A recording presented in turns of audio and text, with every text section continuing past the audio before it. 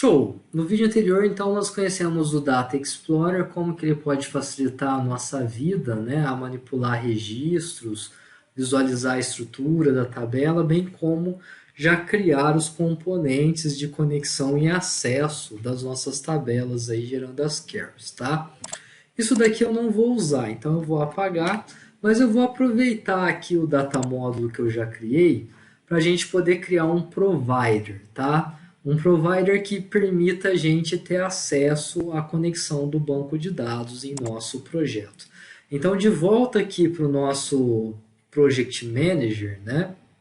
Eu vou dar aqui um Ctrl S e vou salvar na pasta do projeto do servidor. Eu vou criar uma pasta chamada Providers. Nessa pasta vão ficar arquivos auxiliares aos nossos projetos, bibliotecas, né? Arquivos units com funções, conexão ao banco de dados, esse tipo de coisas mais genéricas, tá certo? Então, eu criei uma pastinha chamada Providers e dentro dela eu vou chamar esse cara de provider.connection.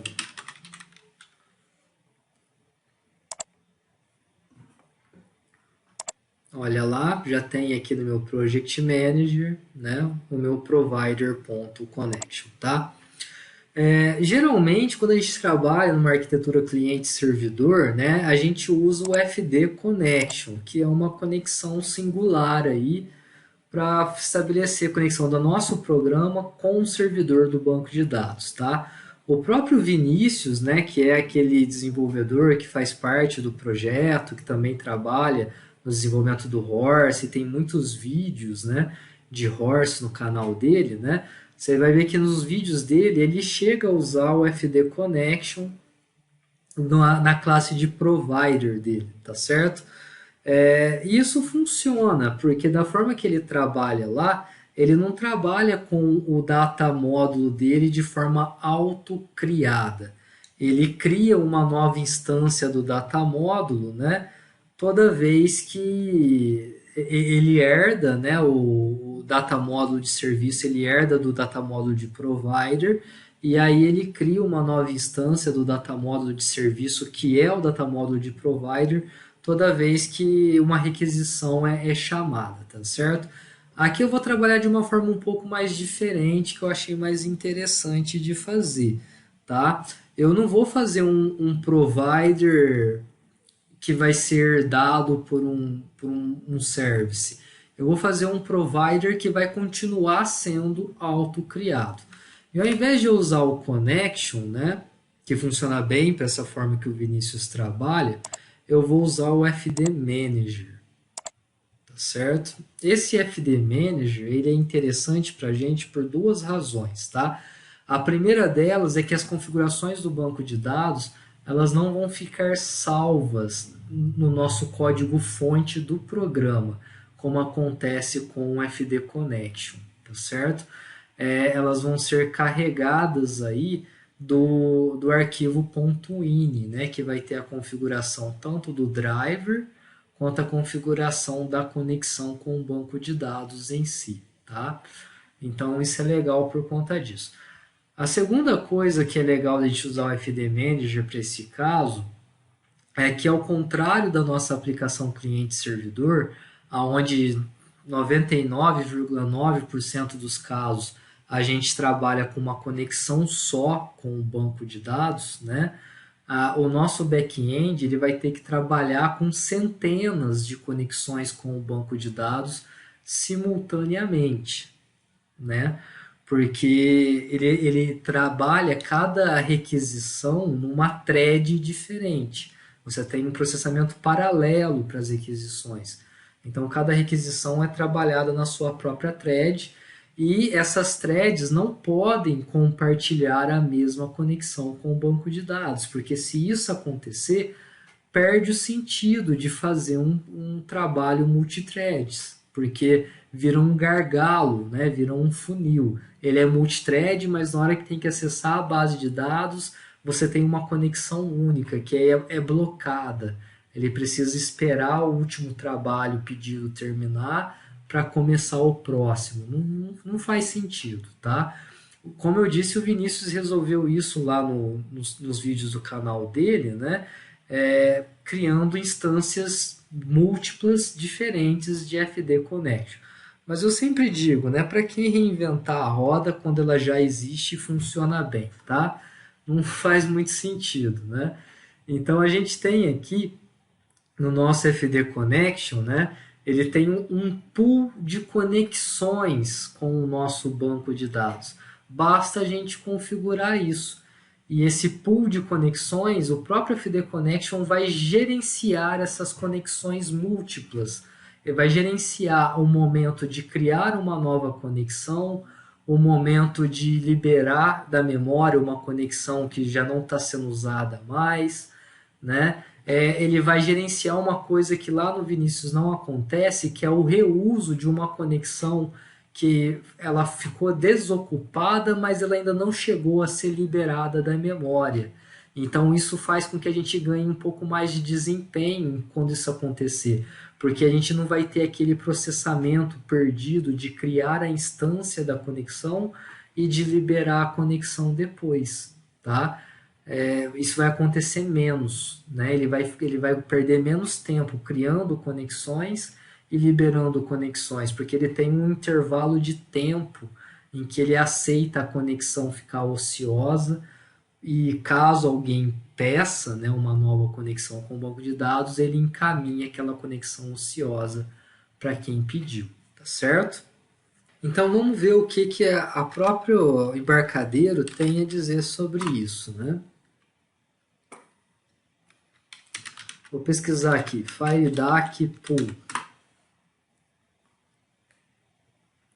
Olha lá, ó, Multithreading, FireDAC, RadStudio, Embarcadeiro Wiki. Acho que a gente chegou no lugar certo. Então aqui ele vai falar como trabalhar, né, com mais de uma thread em conexões com o banco de dados. Eu aconselho isso aqui para leitura, tá, pessoal? É bem interessante. Essa é a parte que interessa para a gente, né? Olha aqui o que ele está falando, ó.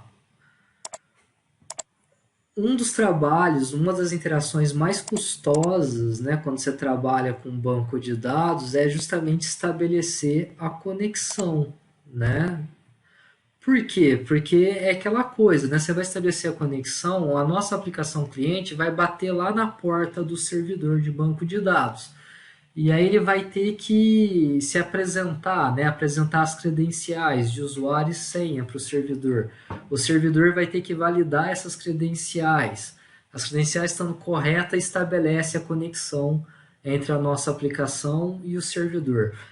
Isso significa que aí vai ser criada uma nova instância do tipo connection, né? Na nossa aplicação, para depois começar a transmissão de dados entre as duas aplicações, né? Então isso é muito demorado, isso é muito custoso.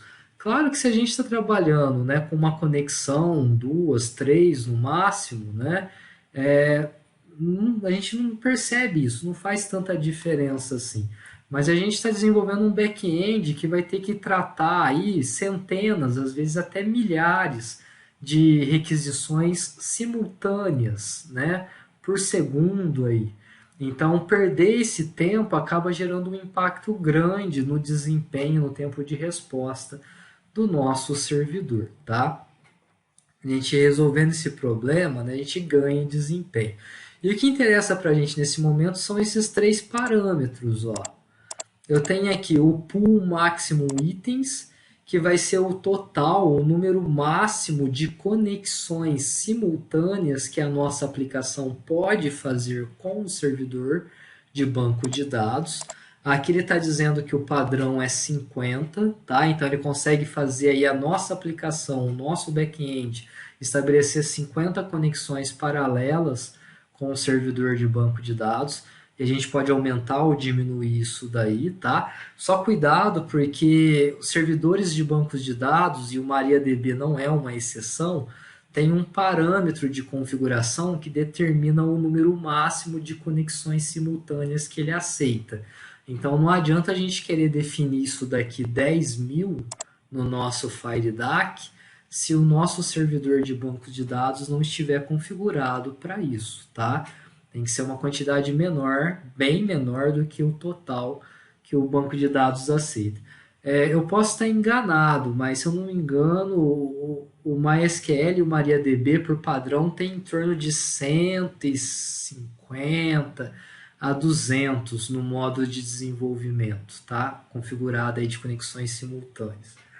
Mas aí depois é uma coisa interessante vocês pesquisarem e ver aonde fica essa configuração no servidor MariaDB.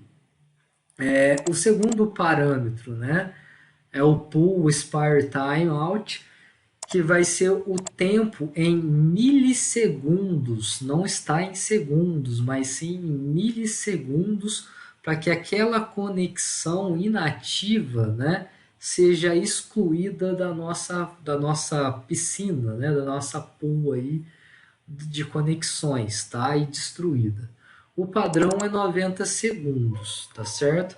Então, eu acabei de usar a conexão, eu fiz uma consulta e um cadastro, né? Legal. Começa a contagem de tempo de que ela está inativa, né?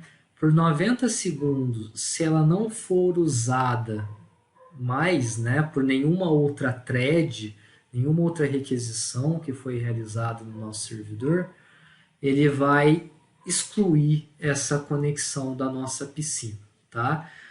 Nada impede depois, se a demanda aumentar, né, de ser criada de novo uma nova conexão. Mas como por enquanto não está sendo usada, ela vai ser excluída, tá certo?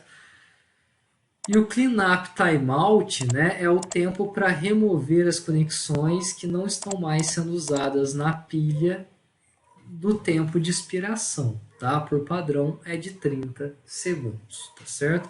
Então esses são os 3 parâmetros que interessam para a gente poder trabalhar aí, tá?